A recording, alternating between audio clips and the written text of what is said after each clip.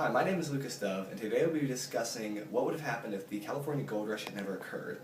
This was when gold was discovered in Northern California and rumored over all throughout the country, caused a massive influx of American settlers into the San Francisco area. It made California become a state to the Union much more quickly than it would have, and when it drafted a free state constitution, gave the abolitionist movement great support. We'll be discussing both the social and political aspects of this from the short term and long term if it had never occurred. Socially, in the short term, Mexicans and Americans would have had very equal populations in California. Different views about the government, different beliefs overall would have resulted in tensions, non-violent in the short term. Outside of California, what would have happened is that immigrants coming in would have had no real thing to point at for this idea of the American dream, that they could make their fortune here. It was a very depressing time. There would have been nothing going on that really could be seen as a bright spot.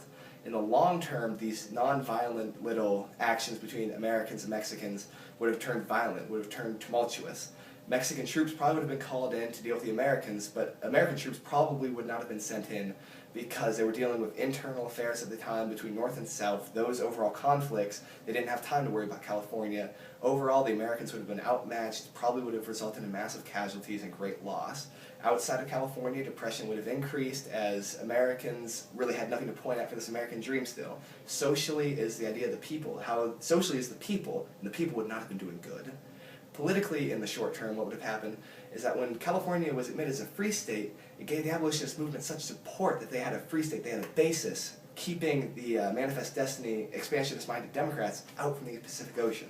If this doesn't happen, then it completely opens up that Pacific Ocean, and the expansionist-minded Democrats continue to push westward, trying to expand slavery.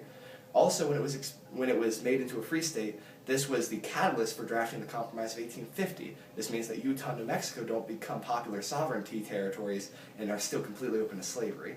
In the long term, the expansionist-minded Democrats, they continue to push westward. They continue to just push to the Pacific Ocean. This means that slavery eventually probably does make it to the Pacific Ocean. It eventually makes it there, and it plants its roots there. Now slavery, west to east, is completely embedded.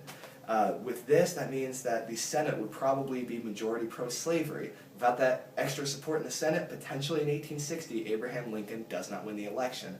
This means that the Civil War and the abolition of slavery, it doesn't occur when it does. It would occur because the tensions were too high for it not to. But it doesn't occur when it did, and slavery still has more time to manifest itself in the country, potentially for much longer than it did. This means that slavery is embedded in our country's history, and overall, it's just a very bad thing.